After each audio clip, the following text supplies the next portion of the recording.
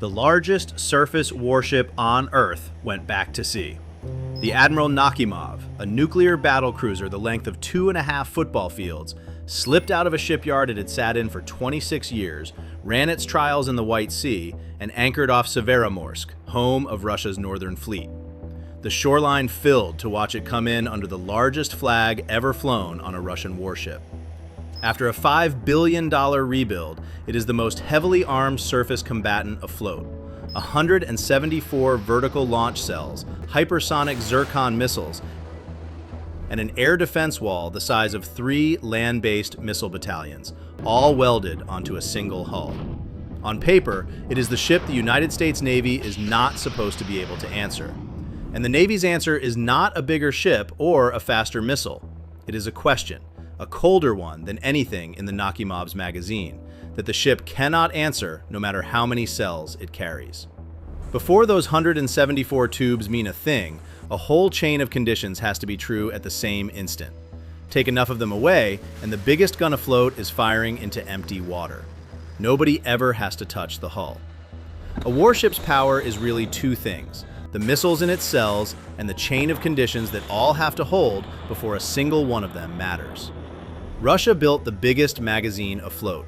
The Navy went after the conditions. Stay with Navy Decoded and you will watch it happen. But first, see just how dangerous this ship really is, because the Navy's answer only lands once you do. Look at the ship itself.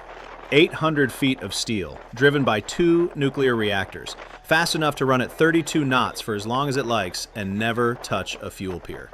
And packed into that hull, 174 vertical launch cells. That number alone reorders the map. An American Ticonderoga cruiser carries 122. A Chinese Type 055 destroyer, 112. The workhorse of the U.S. surface fleet, an Arleigh Burke destroyer, carries 96. The Nakhimov carries most of a task force's firepower in a single ship. 80 of those cells are for strike. Caliber cruise missiles, supersonic Onyx anti-ship missiles, and the one everybody talks about, the 3M22 Zircon, a hypersonic weapon that tops out around Mach 9. The other 94 hold a naval version of the S-400, an air defense wall meant to sweep the sky clear for hundreds of miles. It was built to sit in the Arctic and shield the ballistic missile submarines that carry Russia's nuclear deterrent, a floating fortress with the firepower of half a fleet. And the 2 strike missiles at its heart earned their reputation honestly. The Onyx skims the waves at barely 50 feet, holding above twice the speed of sound, staying hidden below the radar horizon until it is only seconds away, one of the hardest shots in naval warfare. The Zircon is the one that gets the headlines, a hypersonic weapon cruising near Mach 9, so fast that friction wraps it in a plasma sheath that smears radar returns. Too fast to catch, too hard to see. That is exactly how both are sold. Uninterceptable. Wonder weapons.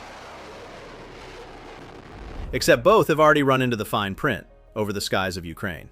The Ukrainian Air Force says plainly that its Patriot and SAMPT systems can bring a Zircon down in its terminal phase. Video appears to show a Patriot doing exactly that, and Ukrainian crews have knocked Onyx out of the air over Odessa. And the interceptor credited with pulling a Zircon from the sky did not roll off a Ukrainian bench. The Patriot is an American system. Before a single U.S. warship has fired at anything the Nakhimov carries, an American missile has already shot down the weapon that ship was rebuilt around, in someone else's war over someone else's capital. That is not a war game projection on a screen. It is a combat record, and Ukraine's engineers have been pulling the electronics out of downed missiles and passing what they find up the chain.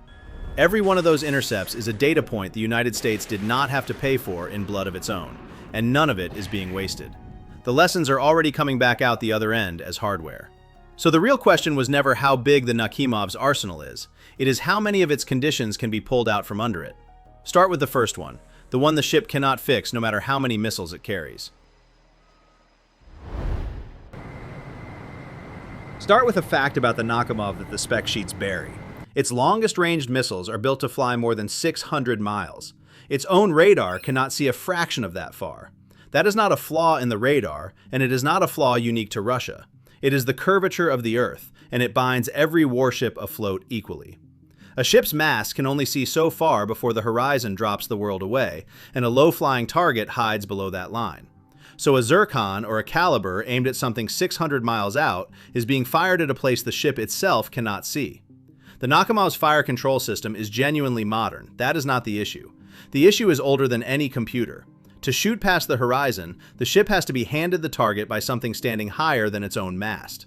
A reconnaissance satellite overhead, a Tu-22M3 flying scout, a submarine passing coordinates back. The firepower belongs to the ship. The sight belongs to a network standing behind it. And that dependency is universal. Every Navy with long-range missiles shares it. Which means the fight is really decided one level down at the sensor network. How reliable it is, how hard to jam, how hard to break. On that measure, the two fleets could hardly be further apart. A carrier strike group does not borrow its eyes from a distant network. It brings them along. Overhead flies an E-2D Advanced Hawkeye, a radar plane that can pick up low-flying targets over 300 miles out and, through a system called Naval Integrated Fire Control, hand that track straight to a destroyer's missiles. The Navy calls it engage on remote. One platform sees, another shoots, and the shooter never had to spot the target itself. The strike group carries its own over-the-horizon eyes into the fight. The Nakhimov's eyes have to reach it from much further away, from orbit or from an aircraft that first has to survive getting close enough to look. And that distance is the vulnerability the fighters go for. An F-35C, stealthy enough to slip inside the picture the enemy thinks he has, does not need to trade shots with a Tu-22M3 to beat it. It only has to threaten the scout badly enough that it cannot close to the range where it can pass a firing quality track. Push the Russian reconnaissance back, or blind it, and the coordinates never arrive. And the moment the coordinates never arrive, a 600-mile missile has nowhere to go but the horizon its own radar can see. Call it 24 miles. Not a smaller arsenal, a blind one. And that borrowed picture is harder to hold than it sounds. Russia's Liana surveillance satellites fly in limited numbers, so coverage at long range comes and goes, and over-the-horizon radar can misplace a moving warship by tens of miles. The eyes exist. Keeping them locked on a target that is trying not to be found is the hard part. So the Navy strips away the ship's borrowed eyes, not its teeth. In exchange, a 600-mile arsenal shrinks back to a horizon-range gun, and it never had to fire a shot at the hull to do it. Cutting the eyes is the cheap win. But suppose the chain holds anyway. Suppose a missile gets a good track and leaves the cell. Then you are in the second condition. This is the layer everyone argues about, so let us be precise about it. Can you actually stop a Zircon? The honest answer is, it has already been done. And the reason it can be done is the same plasma that makes the Zircon so hard to see, the label leaves out what that plasma costs the missile, it smears the defender's radar, yes, but it also blinds the missile's own seeker. To actually find and hit its target at the end, the Zircon has to shed the plasma, which means slowing down into the neighborhood of Mach 4.5 and lighting up in infrared as it does. They sold a missile too fast to catch. But at the door, it has to slow to exactly the speed and arrive at exactly the place where the interceptor is already standing. Speed was never the whole story. That is the window the Ukrainian Air Force has been shooting into, and how they shoot into it draws the line straight to the US Navy.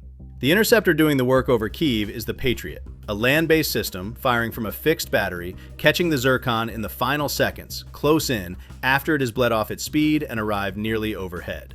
It works. But it is the short-range end of the problem. The Navy's Standard Missile 6 reaches the same slowed-down target far sooner. Instead of waiting for the terminal dive on top of it, it lofts high and engages hundreds of miles out. The same terminal phase physics the Patriot exploits, but cashed in from a warship that carries the interceptor to the fight and kills the threat well before it closes on the fleet. Patriot proved the Zircon can be stopped from the ground. The Navy's answer is to stop it from the sea, and to stop it farther away. Start above the atmosphere.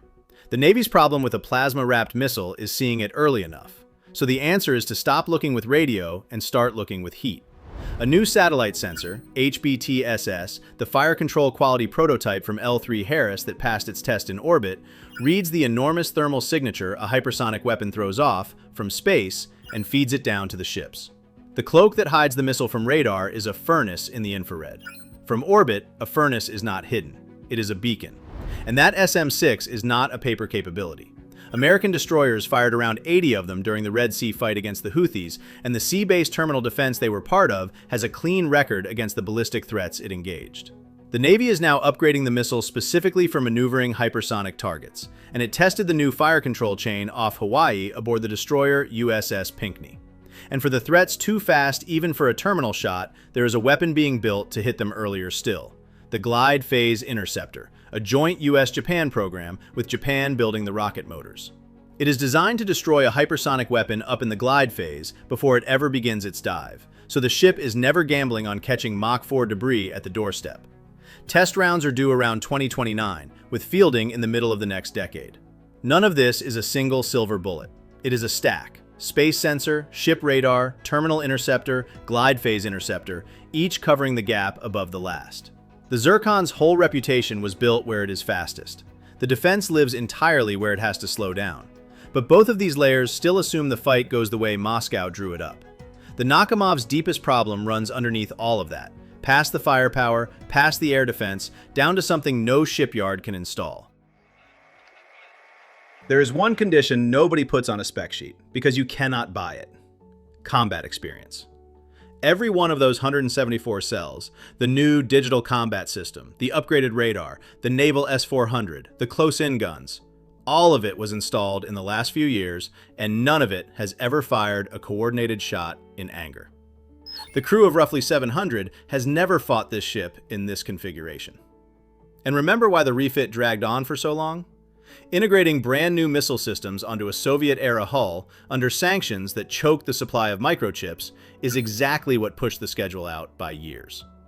Which means the hardest question about the Nakhimov is not whether each system works. It is whether all of them work together, under fire, for the first time on the day it matters most. It is a perfect fortress on paper that has never been shot at. And that matters most when you set it beside the crews on the other side. Everything the Nakhimov has never done, its opponent has already done for real. Not in a trial, but in combat, this decade, against live incoming fire. The weapons this episode has been describing were not proven on a test range. They were proven with crews sweating through the actual engagement, again and again. That is the part no factory ships with the hardware. You can buy the missile, you cannot buy the reflex. Knowing where a system fails under pressure, how long it takes to reset a decision when the screen fills up, what normal feels like when it is real. It is forged in live fire, and the Nakhimov has not felt a single round of it.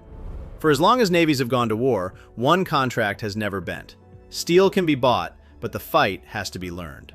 A shipyard can weld a magazine. It cannot weld the reflex that fires from it under fire. The Nakhimov has signed the first half of that contract. The second half is still blank. Think of it like a boxer with a brand new championship belt who has never taken a real punch, stepping in against a fighter who has been in the ring hard for 3 years straight. The belt is real. So is the difference the ring makes. 3 conditions then: the eyes, the interceptor's window, and the experience behind the trigger. And all 3 point back to the same thing the ship cannot carry, no matter how big it is. So step back and look at where all 3 answers came from. Not from a bigger gun. From a source the Nakhimov does not have access to at all. A war, read almost in real time, and turned into hardware fast. Follow the line. A Patriot downs a Zircon over Kyiv. The wreckage and the intercept data flow back to American analysts. And out the other end come the upgrades. The terminal standard missile, the space sensor, the glide phase interceptor, the fighter tactics that push the scouts back. The lesson becomes steel in the time it takes to fight a season of a war. Now measure the Nakhimov against that clock.